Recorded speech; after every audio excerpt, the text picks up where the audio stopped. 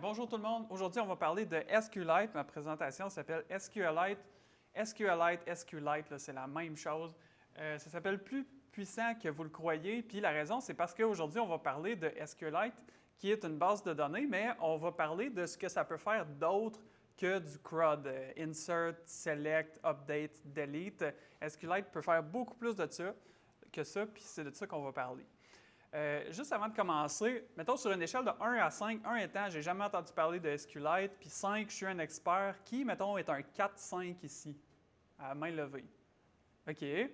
OK, à peu près comme une personne sur 20, mettons. Qui est un 1 puis 2?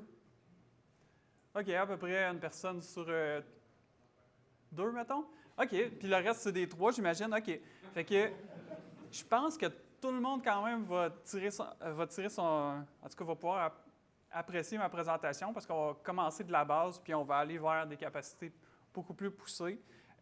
Si, pendant ma présentation, il y a d'entre vous qui voulaient intervenir, rajouter des choses, vous pensez que ce que je dis, c'est pas clair, gênez-vous pas pour intervenir. Là, moi, ça va me faire plaisir si ça peut permettre là, que tout le monde comprenne mieux ou qu'on ait des informations plus complètes.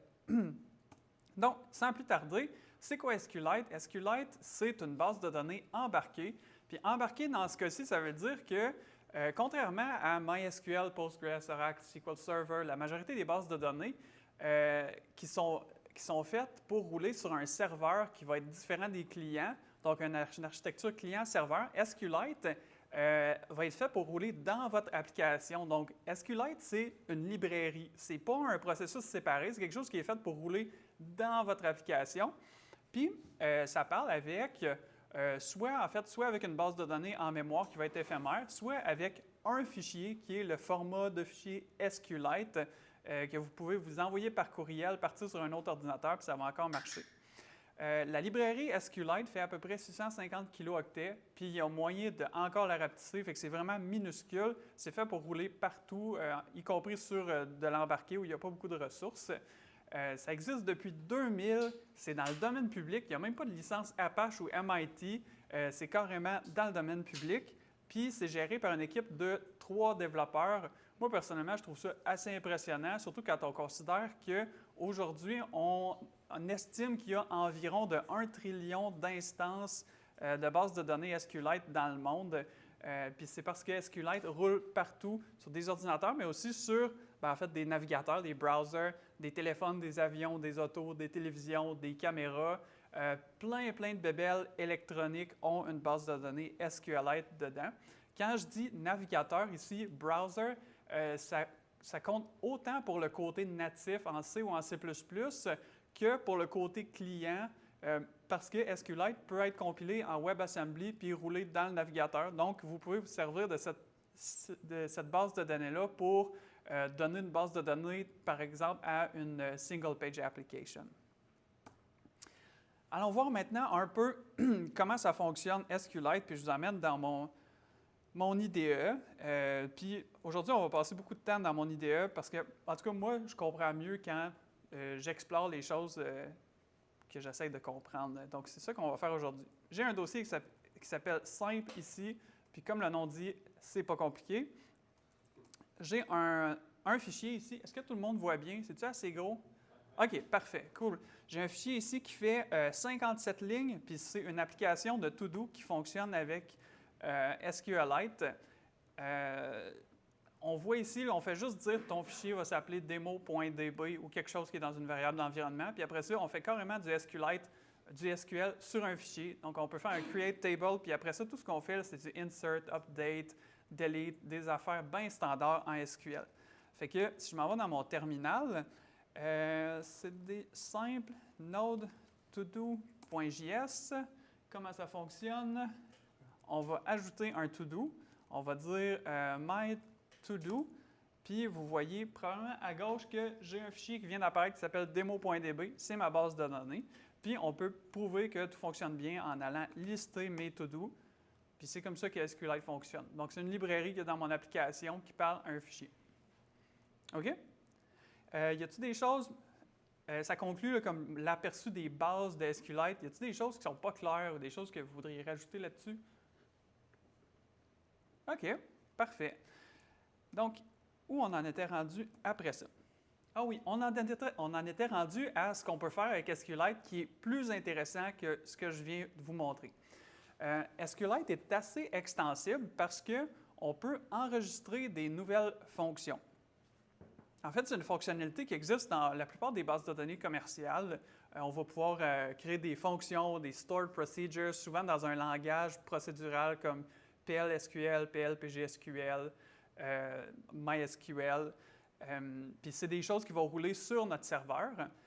On peut faire l'équivalent dans SQLite, sauf que SQLite, vu qu'il roule déjà dans notre application, on peut dire que c'est pas mal plus simple de le faire parce que si on veut enregistrer une fonction dans notre base de données, en fait, la base de données est déjà là, puis les fonctions peuvent être carrément des callbacks dans notre application vu que la base de données roule dans notre processus. Il y a plusieurs choses qu'on peut enregistrer. On peut enregistrer des fonctions bien simples. On peut créer une fonction qui crée des UUID. On peut enregistrer nos propres window functions. C'est du SQL un peu plus avancé. Si on fait des calculs statistiques ou des analyses statistiques, on peut enregistrer nos propres agrégats si jamais notre domaine le demande. Et le plus intéressant là-dedans, c'est qu'on peut enregistrer nos table valued functions. Puis ça veut dire qu'on va enregistrer une fonction que quand SQLite va l'appeler, il va considérer que c'est une table ordinaire de base de données, sauf que les données qui sont en arrière de la table vont provenir d'une application qui n'est pas juste des données stockées dans notre fichier. Fait qu'on va voir aujourd'hui 4 extensions à SQLite qui profitent de cette fonction des table valued functions. Donc la première que je veux vous montrer, c'est des extensions vectorielles qui servent à faire du vector search. Puis là, je dis d'emblée, moi, je ne suis pas un expert en recherche vectorielle. S'il y en a qui veulent rajouter des choses que vous pensez que ce n'est pas clair, gênez-vous pas pour intervenir, ça ne me dérangera pas. La recherche vectorielle, qu'est-ce que c'est? C'est de la recherche sémantique. C'est une manière de dire à notre base de données, plutôt que de dire as-tu une rangée qui contient ce mot-ci? C'est une manière de dire as-tu une rangée où le texte ferait penser à ce que je suis en train de te demander. Puis on va voir un exemple bientôt de ça. Il y a 2 extensions qui sont open source. Il y a SQLite Vec qui est en alpha, qui est supposément fast enough, puis qui a été commandité par Mozilla, puis d'autres gros joueurs, dont Turso. Le dernier commit date de 2024, donc prenez ça pour ce que ça vaut. La deuxième s'appelle SQLite Vector. C'est écrit par SQLite.ai, qui est une compagnie. C'est supposément très optimisé. Puis le dernier commit, quand j'ai vérifié il y a quelques jours, était de 2 jours avant. Fait que le développement est un peu plus actif. Pour les besoins de la démonstration, je considère qu'ils font sensiblement la même chose, puis on va utiliser la première, qui est celle de Mozilla. On s'en va dans mon dossier qui s'appelle Vector. Puis ici, j'ai une petite application en Rust qui fait 120 lignes. Donc, si vous ne connaissez pas le Rust, inquiétez-vous pas, je vais tout vous expliquer. Puis, il n'y a rien là-dedans qui est du Rust ou qui est propre à Rust. SQLite a des bindings pour pas mal tous les langages qui existent. Donc, cette application-là, ce qu'elle fait, c'est que on fait semblant, j'ai décidé de faire semblant que j'avais une bibliothèque de livres sur l'informatique, puis que je voulais chercher dans ma bibliothèque de livres avec des termes qui ne sont pas nécessairement des termes qui sont dans le titre. Puis ça ici, c'est ma liste de titres de livres d'informatique. Puis vous remarquerez qu'il n'y en a aucun qui parle de databases. Puis là, Vim m'envoie plus loin dans mon fichier, mais il n'y en a aucun qui a le mot databases. Ce qu'on va faire, c'est qu'on va chercher le mot database avec une recherche vectorielle, puis ça va nous sortir ce qui est le plus similaire dans mes livres à des bases de données. Fait que la manière dont ça fonctionne, c'est que premièrement, on va, laissez-moi vous montrer la fonction, on va juste enregistrer la fonction dans SQLite pour dire si jamais il y a quelqu'un qui t'appelle, qui demande des vecteurs, va fouiller là. Ça, c'est du copier-coller de la documentation de l'extension, donc rien de compliqué. Ensuite, on va ouvrir une connexion en mémoire qui va être éphémère. On va créer une table virtuelle. Create Virtual Table, ça dit à SQLite, je vais créer une table, mais cette table-là va être backée par une extension, pas par ce qu'il y a dans le fichier SQLite. Donc, l'extension va garder une trace de notre embedding. Je ne sais pas, c'est quoi embedding en français? Qu'est-ce? Un encodage vectoriel. Encodage vectoriel. Merci. OK. Fait qu'elle va garder... mais c'était trop long, fait que c'est pour ça que je ne l'ai pas écrit en français. Puis ça va garder une trace aussi de notre titre, juste pour qu'on puisse faire des recherches efficaces dessus. Puis ça, encore là, j'ai été dans la documentation de l'extension. C'est rien de bien sorcier. Après ça, on va insérer nos titres dans la base de données, mais on va aussi insérer leur encodage vectoriel. Puis la manière dont on fait ça, c'est que là, il va falloir que je change d'onglet. J'ai oublié de partir OLAMA sur mon ordinateur. Et voilà, c'est fait. C'est que pour chaque titre, on va le faire encoder par un modèle, un tout petit modèle dans OLAMA qui va nous dire voici à peu près l'idée que moi je me fais de ce titre-là. On va ranger ça dans notre base de données. Puis après ça, en fait, c'est ça que tout ce code-là ici fait. Ici, on fait juste les réimprimer pour s'assurer que ça marche bien. Puis ici, c'est vraiment le clou de la démo, là. Ce qu'on va faire, c'est qu'on va donner le mot databases à SQLite, puis on va lui dire dis-moi ce que tu as qui fait le plus penser à databases dans tous tes titres, dont aucun contient le mot databases. Fait que c'est assez simple, c'est vraiment un select. Exactement, là, c'est du SQL, c'est juste que ce qui va backer ça, ça va être une extension qui fait de la recherche vectorielle. Si on s'en va dans mon terminal, puis on s'en va dans notre dossier vecteur, on va faire un cargo run là-dessus, puis là, hey, ça marche, surprise. Non, mais les démos, on ne sait jamais, hein? Fait que, donc ici, on a tous mes titres, on a notre requête qui est databases, puis vous voyez que ce qui me sort, moi, je suis quand même satisfait parce que le premier, c'est du RAG, le deuxième, c'est Postgres, le troisième, c'est Spark, après ça, c'est Kafka, puis après ça, c'est des encodages vectoriels. Fait que ça, c'est ma petite démo d'un encodage vectoriel dans SQLite. Donc, ça roule dans notre application. Pas plus compliqué que ça. Y a-t-il des questions? Oui? Les embeddings, c'est quoi, en fait, c'est quoi la relation exacte entre, disons, l'extension SQLite et la partie plus purement AI? Oui. Les embeddings sont storés dans le fichier SQLite tout le temps ou sont recalculés à chaque fois que tu roules? Bien là, c'est une base de données qui était en mémoire, fait que c'est éphémère. Puis j'ai fait l'application pour que, effectivement, oui, ça refait tout le processus à chaque fois. Mais la manière dont les vrais. Mettons que si je voulais faire ça plus prod ready, j'aurais pris une base de données persistante. Puis là, je ne sais pas qu'est-ce que cette extension-là en particulier fait, mais les bases de données vectorielles, en général, sont capables d'indexer les vecteurs, qui sont des très, très longues suites de chiffres avec des décimales. Sont capables de les indexer de manière efficace puis de faire une recherche de similarité. Quelque chose à rajouter? OK, parfait. Allons voir maintenant qu'est-ce qui nous attend après ça. On s'en va voir une extension que je trouve super intéressante qui s'appelle la Session Extension. Je vous ai dit que SQLite fonctionne avec un fichier, puis ce fichier-là, souvent, est destiné à être sur la même machine que le client. Donc, soit sur un téléphone, soit sur son ordinateur, mais pas sur un serveur. Donc, ça appelle un modèle de collaboration qui est différent que les bases de données client-serveur. Parce que quand on a une base de données qui est sur un serveur centralisé, mais ça le dit, nos données sont centralisées, puis c'est le serveur qui va être responsable d'assurer la cohérence de tout le monde qui travaille vers la même donnée, vers la même base de données, puis de s'assurer que tout le monde voit à peu près la dernière version des données qui ont été touchées par tout le monde. Alors que quand tout le monde a son propre fichier sur plusieurs machines séparées, ça demande un mode de collaboration qui est un peu plus proche que ce que Git peut faire. C'est-à-dire tout le monde a sa copie locale des données avec une liste de remote, puis c'est un peu la responsabilité de tout le monde de se mettre à jour avec les autres en faisant des merges entre eux autres pour se synchroniser. Okay? Fait que c'est un peu plus collaboratif que client-serveur. Puis l'extension de session nous permet de faire ça.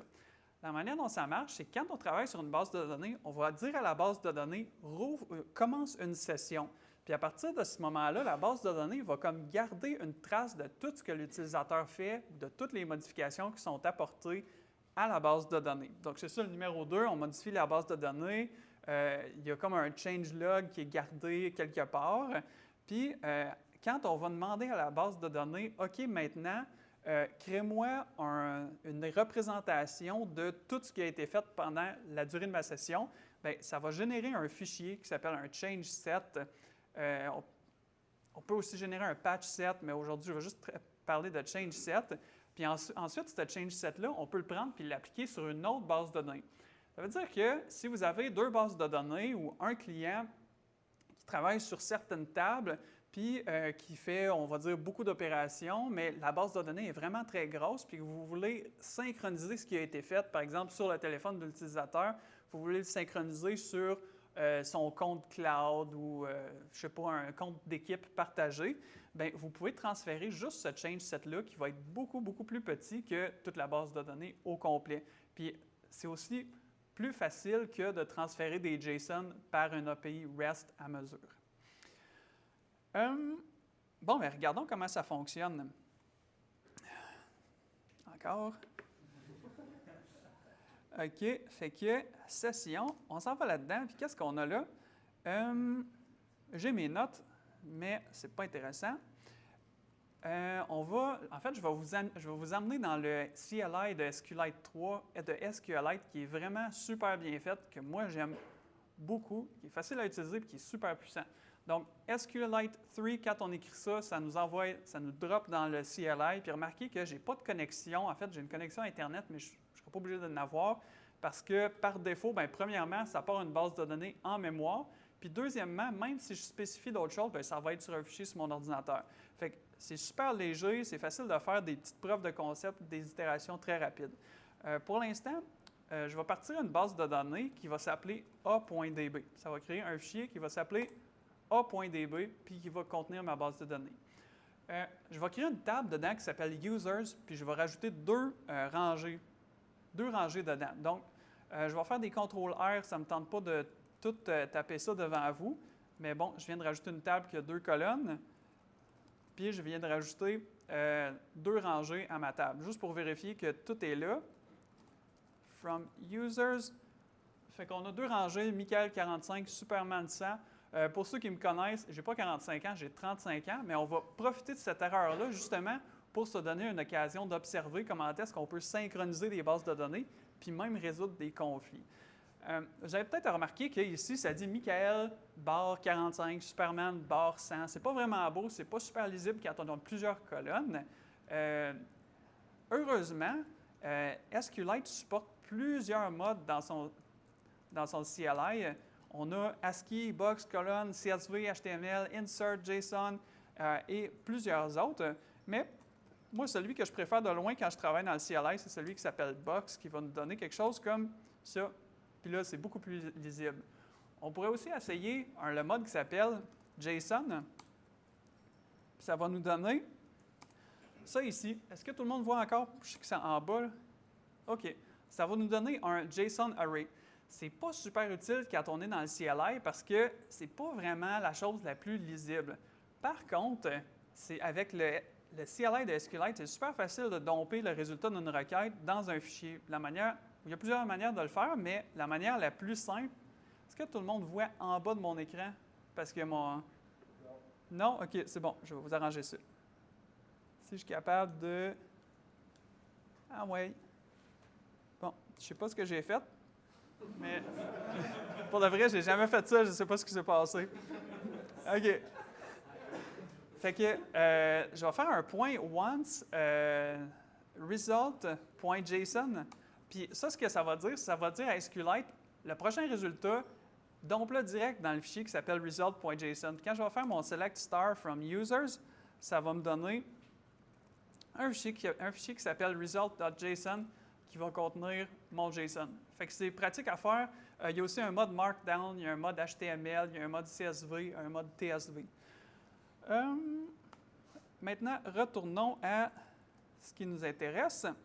Où on en était rendu avec ça? Oui, OK. Fait que maintenant qu'on a créé notre table d'utilisateur, je vais me remettre en box. On est prêt à... En fait, on va faire semblant qu'il y a deux personnes qui travaillent simultanément sur deux copies différentes de ces données-là. Puis, je vais copier ma base de données. Je vais encore me servir d'une autre commande de SQLite, du CLI. Je vais faire un point clone b.db. Ça va cloner ma base de données sur laquelle je suis en train de travailler dans un fichier qui s'appelle b.db.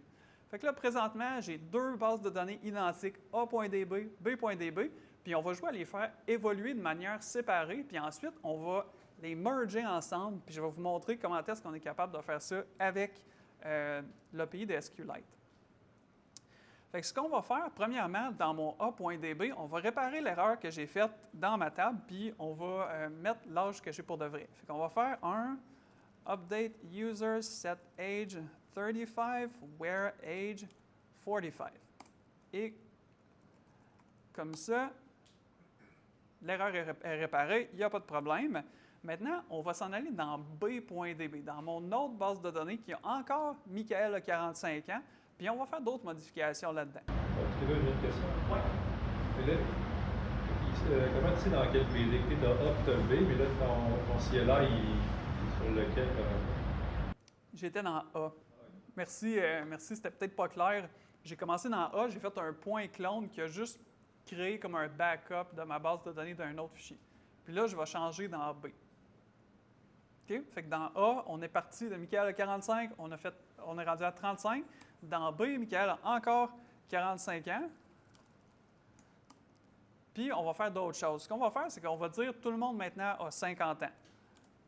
Update users set age 50. Puis là, je viens de me rendre compte que je me suis complètement fourré. C'est pas ça que je voulais faire.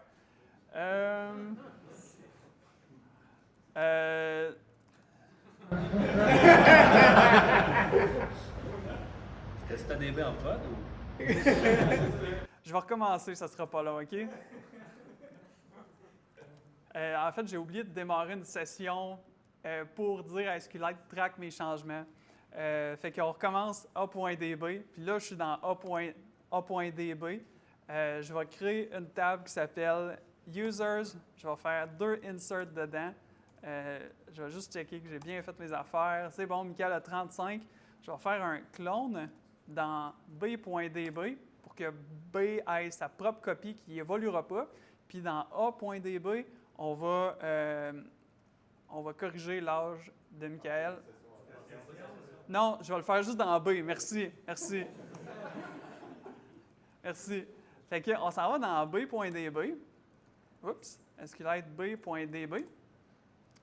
Puis, on va partir une session. La manière dont on fait ça, c'est qu'on fait .session, open, main, puis le nom de la session. .session, list, juste pour vérifier qu'elle est bien là. Puis après ça, tout ce qu'il faut qu'on fasse, il faut juste qu'on dise à... comment est-ce qu'on fait ça? Attach users. Il faut juste qu'on dise à la session de traquer les changements sur ma table utilisateur, users. Parce qu'on pourrait avoir 1 million de tables puis décider de traquer juste des changements dans une session, ou dans une table, pardon. Fait que là, on va faire notre update, puis on va mettre tout le monde à 50 ans. Un coup qu'on a fait ça, on va vérifier que ça a bien marché. Puis là, je suis capable de... Bon. J'ai-tu encore... segfault. Hey, je viens de faire segfaulter le CLI. Ah, je recommence, OK. En plus, c'est supposé d'être super fiable. OK, fait qu'on recommence, on s'en va dans A, on crée une table. Je te donne ton ordinateur. Ouais, peut-être, là, rendu là. Qu'est-ce qu'on fait? Point clone, b.db, update. OK, fait que là, je m'en vais dans b.db. Vous pouvez parler, je vais vous dire quand je vais être rendu ce que j'étais. Là.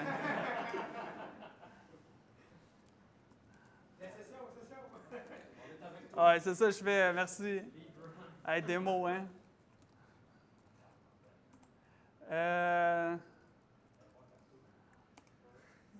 OK, fait que là c'est le bout qu'on était rendu. Point session, on va dire à SQLite de domper le changelog qui a accumulé vers un fichier. Fait qu'on va faire point session changelog changes from B. Puis là, à gauche, vous allez voir un fichier qui va apparaître. Changelog.session, changelog. Ah, merci, change set. Merci beaucoup. Change set. À gauche, vous allez voir un fichier qui s'appelle changes from B. Fait que là, ce fichier-là, on peut le regarder. Ce n'est pas un fichier qui est lisible ou qui est destiné à être lu par des humains. C'est un fichier qui est binaire, qui est super compressé. Puis, pour le traiter, il faut le traiter avec l'API en C de SQLite. Il y a des bindings naturellement dans vos langages de programmation, mais on ne peut pas le faire par CLI. Fait que ce que j'ai fait, c'est que j'ai vibe-codé une application qui est ici, qui utilise directement l'API en C de SQLite. Merci. L'API en C de SQLite. Puis ce que ça va me faire, c'est juste, ça va me permettre d'appliquer interactivement le change set. Puis je vais vous montrer ce qu'on peut faire avec ça. Ça permet juste de faire une plus belle démo. D'ordinaire, on le ferait peut-être dans des applications directement. Fait que je retourne dans mon terminal. Puis on va rouler ce programme-là. Tiens, ./ Oh, merci. Puis tout, OK, c'est bon. On va s'en sortir. Fait que /interactive, ça me dit l'usage juste d'un coup que je l'ai oublié. Puis on va rerouler ça avec les fichiers qui ne sont pas dans le bon répertoire. /a.db. Puis on va appliquer le change set qui est changes from B. Puis on va dire de faire un dry run. Parce que SQLite est capable de faire un dry run quand on fait ça. Donc, ce que ça va faire, c'est que ça va appliquer, exactement comme un git merge, ça va appliquer les changements. Puis quand il y a des conflits, là, il va y avoir un conflit parce que j'ai changé mon âge vers 35 dans une puis vers 50 dans l'autre. Quand il va y avoir des conflits, ils vont me dire « Qu'est-ce que tu veux faire avec? Veux-tu garder le côté de gauche ou le côté de droite? » Fait que dans ce cas-ci, juste pour faire une belle démo, je vais dire « Je ne veux pas garder mon changement, ça va rester 35. » On va faire ça comme ça. Puis là, ça, là, c'est Neovim qui fait ça. Fait que va falloir que...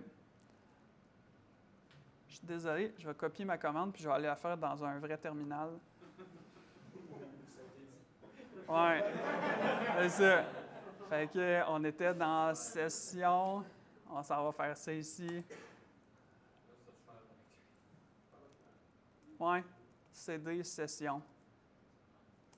Et voilà. Bon. OK. Fait que là, on fait un omit, tout marche, mais on a fait un rollback. Fait que là, je vais enlever le dry run, puis je vais refaire la même chose. Puis, voyez-vous encore bien? OK, cool, c'est bon. Fait que maintenant, je vais rouvrir ma base de données a.db pour voir les résultats de ce qu'on a fait. Puis, quand on va regarder, Select star, je vais vous monter ça après, je vais vous le montrer. Oui, je vais revenir tout de suite. Ce qu'on voit, c'est que le conflit qu'il y avait sur Michael a bien été ignoré, puis l'autre a été appliqué de manière automatique. Fait que pas mal comme un git merge dans Git, sauf qu'on l'a fait avec des bases de données. On revient dans Neovim. Hop. Hey, je vais l'avoir. OK. On revient dans Neovim, puis je vais vous montrer quelque chose d'autre qui est super le fun. C'est qu'il y a un utilitaire qui est fait par l'équipe de SQLite qui s'appelle SQLdiff, qui permet de differ 2 fichiers de base de données. Fait qu'on peut faire, je vais aller dans le bon dossier, là, ça va être plus facile. SQLdiff a.db, on peut le differ avec b.db, puis si vous vous rappelez, il reste encore une rangée qui est différente, puis ça va nous dire, si tu veux ramener A où ce que B est, rule update user set age where row equals 1. Fait que, quand même utile. Ça fait le tour de ce que je voulais vous dire pour l'extension session. Y a-t-il des choses que vous voulez rajouter, des questions? Oui, s'il te plaît. Oui, j'ai juste une question. Quand tu startes la session puis tu fais open main, ouais. C'est quoi les autres options que main? Main, c'est juste parce que j'avais un schéma dans ma base de données. J'aurais pu avoir plusieurs bases de données d'ajout. Oui, c'est ça. C'est ça. Ouais. J'ai une question. Tu sais, là, quand tu fais ton diff, là, comment il fait pour savoir quel row match avec quel row? Oui, merci. J'en ai pas parlé parce que c'est un peu plus compliqué, mais il se base sur les primary keys ou les row ID, qui est l'équivalent des auto-increments, mettons, dans MySQL. Là, fait que c'est pour ça qu'il dit where row ID equals 1. Ouais, ça, j'ai compris. Ouais, il se base sur les clés primaires. C'est pas parfait, là, tu sais, si tu fais un select from where, les résultats pourraient ne pas s'appliquer dans une autre base de données. Fait que ça dépend vraiment comme de tes besoins à toi, mais c'est quelque chose qui est faisable. Quelque chose d'autre? Oui? Je veux revenir un peu sur justement les vecteurs. Oui. Y a-t-il un encodage en particulier ou c'est tellement que n'importe quel vecteur, mais tu sais, il y a BERT, là-dessus, c'est comme. Là, toi, tu utilisais Olama, mais il y a des fois des Word2Vec, Doc2Vec, là, je ne sais pas dans quel format ce vecteur. Je pense qu'il y a quelqu'un qui peut répondre mieux que moi. C'est ça que tu voulais dire? OK. C'est bon. Je suis vraiment débutant. Y a-t-il quelqu'un qui est. Ouais? Rapidement, là, c'est un array de float, tout simplement. Ça fait que. Il est encodé dans SQLite, mettons, serait Dans SQLite, puis là, je sais pas, je connais pas cette extension SQLite, mais c'est un array de float, donc c'est une liste de float bien normale. C'est juste que l'extension va appliquer des opérations de comparaison. Il y a cosine similarity, il y a d'autres algos, mais c'est juste un array de float. Puis là, quand tu passes d'un modèle à un autre, tes vecteurs ne sont pas compatibles, ils peuvent avoir une longueur différente. Mais vu qu'il utilise Olama pour tout, fait que là, il est compatible. Ben, puis encore, Olama, il peut avoir plein de modèles derrière. Là. Tant qu'ils utilisent le même modèle, ils vont être compatibles. Cool, merci. Dans le fond, si tu veux updater ton modèle, tu re-embed pendant Ouais. Fait que ce qu'il dit, c'est juste si on changeait de modèle, il faudrait qu'on refasse tous les encodages pour que ça fitte avec le nouveau modèle. Puis en arrière, c'est Jean-Gabriel, hein? Ouais. Okay. C'est ça, hein? Je ne me suis pas trompé. OK. Fait que ce qu'il a dit, c'est que, je le répète juste pour l'enregistrement, c'est que c'est dépendant, si tu changes de modèle, tes encodages ne seront plus compatibles. Donc, regardons maintenant une autre extension que moi je trouve super intéressante. Oh oui, s'il te plaît. J'avais une question. Dans le fond, par rapport au row ID, tu peux-tu spécifier un autre PK au toi-même pour faire les deux? Oui. Je ne connais pas tous les détails. La doc est quand même pas triviale, mais la doc de SQLite est super claire et bien écrite. Fait que si tu vas la voir, tu vas tout voir. Fait que, on va parler de SQLite HTTP. SQLite HTTP, c'est pas quelque chose que moi je vous recommanderais d'utiliser en prod. Entre autres, là, c'est pré-V1, il y a un seul contributeur, il n'y a pas d'observabilité, mais ça peut être super bon pour du prototypage rapide ou faire des analyses sur des API REST. Entre autres, les LLM gèrent bien le SQL, puis ça semble se transférer quand on utilise des extensions SQLite, en tout cas de mon expérience. Quelque chose que moi j'ai trouvé super intéressante, c'est que si vous avez des API qui sont paginées, que vous devez aller chercher une page, puis après ça aller chercher son next à lui, puis son next à lui, puis son next à lui, en fait, SQL est capable de faire ça. Parce qu'il y a quelque chose dans SQL qui s'appelle, dans le langage, qui s'appelle des Recursive Common Table Expressions, qui est une table qui est bâtie de manière récursive. Fait qu'on peut se servir de ce concept-là pour pager des API REST en disant va chercher la première page, puis la prochaine, puis la prochaine, puis la prochaine. Fait que je vais vous montrer comment ça marche. On va encore changer de dossier. On s'en va dans Web. C'est ça? Non, c'est pas elle. On s'en va dans HTTP. J'ai mes notes ici juste parce que je vais vous montrer certaines requêtes qu'on peut faire avec ça. On va retourner dans mon répertoire racine, on va rouvrir une base de données SQLite, puis on va charger l'extension SQLite HTTP.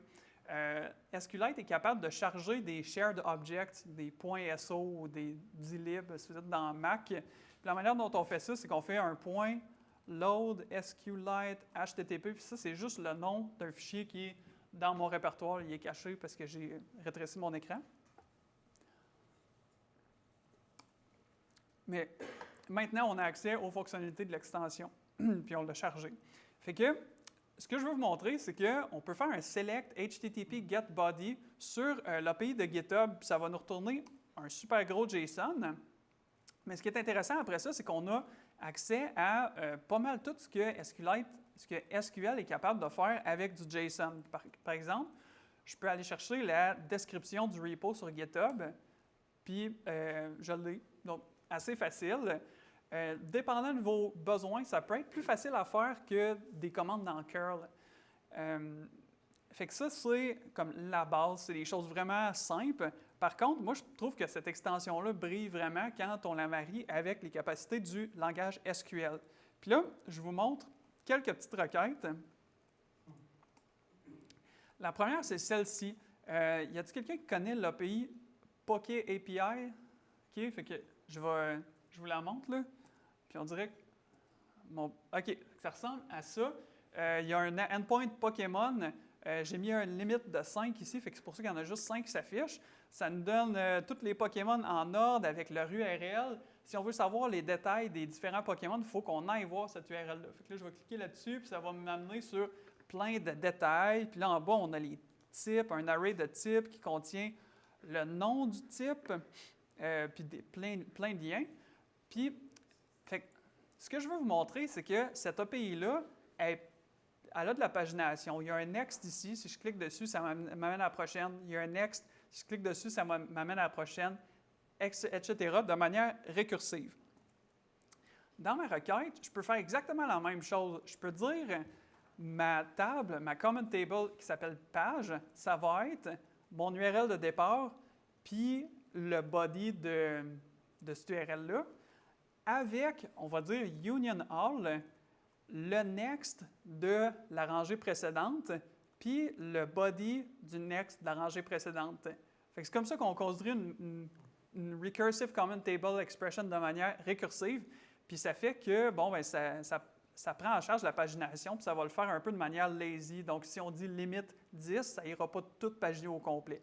Fait que le bout intéressant de la requête ici, c'est .name puis .url. Ça sort juste le nom puis l'URL. Fait que on va retourner dans le terminal, puis on va aller lire ça en faisant un .read http p/1 Pokémon simple.sql. .read, ça lit une requête qui est dans un fichier. Fait que, là, je vais me mettre en mode box, ça va être plus beau. Comme ça, on voit que ça a paginé, ça a passé au travers de au moins 2 pages. Vu que j'avais mis une limite de 5, ça a été chercher le nom puis l'URL. On peut amener ça un niveau plus loin, puis on peut dire, pour chacun de ces Pokémon-là, va aussi chercher ses types. Fait que là, si vous voyez le parallèle, là, c'est un join. On prend la liste des Pokémon, puis on la join avec les infos de chacun des Pokémon. C'est exactement ça qu'une base de données fait en vrai. Puis là, présentement, c'est juste qu'on va le faire avec du HTTP, mais du point de vue de SQLite, c'est exactement la même chose. Fait que je vous amène dans une deuxième requête qui n'est pas aussi belle que je voudrais.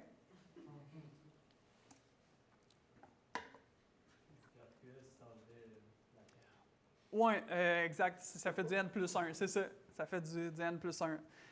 Comme GraphQL sans data, comment ça s'appelle? Data fetcher, data loader, oui. Fait que ici, on a une table récursive qui est pas mal similaire, puis on va aller la joiner sur...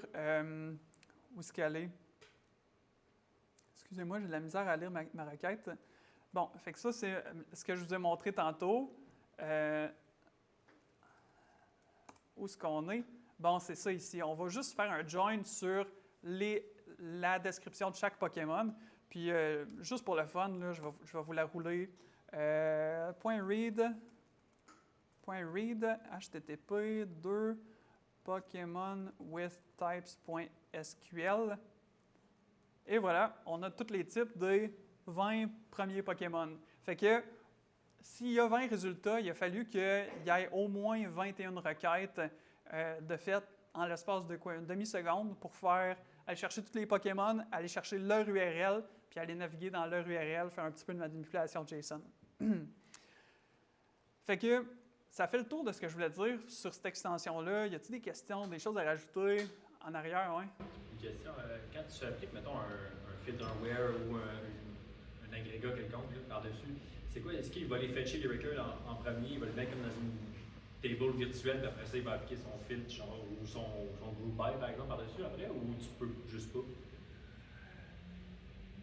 Ce que tu veux dire, c'est si SQLite va matérialiser la table, puis ça, je peux pas répondre, je ne sais pas. Probablement que ça dépend vraiment des plans d'exécution.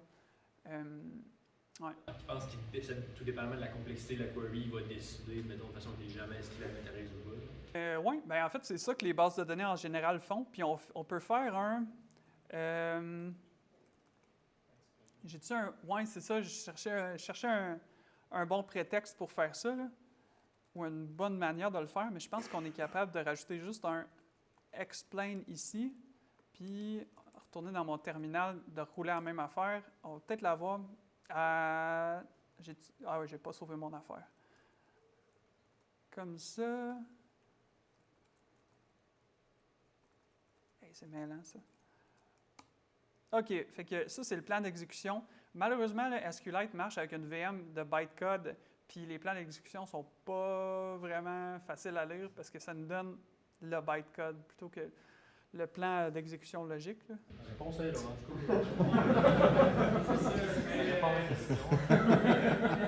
cas. Juste pour rajouter, quand j'ai monté cette query-là, j'avais de la misère parce qu'elle prenait vraiment trop de temps, puis je me suis rendu compte que c'était que le group by était un niveau trop à l'extérieur, puis la query SQLite n'était pas capable justement d'arrêter sa pagination. OK, on va voir comment lire puis modifier des fichiers zip avec SQLite. On a un dossier qui s'appelle zip, puis j'ai une archive zip dedans. Ce qu'on va faire, c'est qu'on va s'en aller dans le beau dossier. On va faire un SQLite 3, puis on va faire un select star from zip file de aoptalk.zip, qui est le nom du fichier zip que j'ai dans mon dossier. Puis là, vous allez voir, ça va comme exploser, c'est illisible, il y a un paquet d'affaires.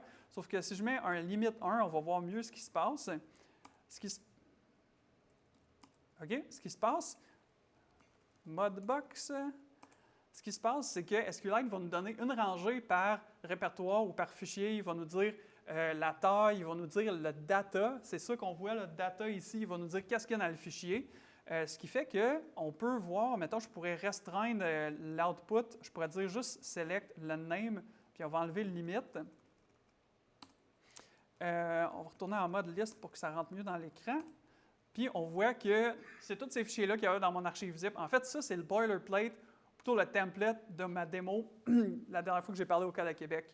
Fait que ce qu'on peut faire maintenant, c'est que ça, c'est une classe Java ici. On va prendre ça, puis on va aller voir ces données avec SQL. On va faire, tiens, je vais réutiliser ma query ici. On va faire select data from zip file where name equals ça. Puis ça nous donne ce qu'il y a dans mon fichier zip. Okay? Fait que maintenant qu'on a lu des données dans notre archive zip, je vais vous montrer comment modifier les données dans une archive zip depuis SQLite. Il y a une couple de manières de faire ça, mais quelque chose qu'on peut faire avec le CLI, c'est qu'on peut carrément y donner notre archive zip, puis il va la loader comme si c'était une base de données. C'est un petit peu un raccourci. Ce que ça va faire, c'est qu'on va se retrouver avec une base de données qui a une table qui s'appelle zip, puis qui contient exactement ce que je vous ai montré. Ce qui est le fun avec ça, c'est que, on peut refaire la même query que tantôt. Ce qui est le fun avec ça, c'est qu'elle n'est pas en lecture seule. On peut faire des updates dedans. Fait que, update, on va updater data, qui est le contenu de notre fichier. On va faire un update zip set data. Tiens, on va faire un no-up juste pour l'essayer. Tout marche bien. Puis là, vous aurez vu là, qu'il y a comme 15 lignes dans mon fichier, ça pourrait être un fichier de 1000 lignes. Ça ne me tente pas vraiment de copier-coller ça dans le CLI de SQLite. Ce que je vais faire, c'est que je vais faire edit ici. Je vais dire set data égale edit data. Puis, dans la fonction qui s'appelle edit, je vais lui donner un éditeur de texte. Je vais lui donner Vim.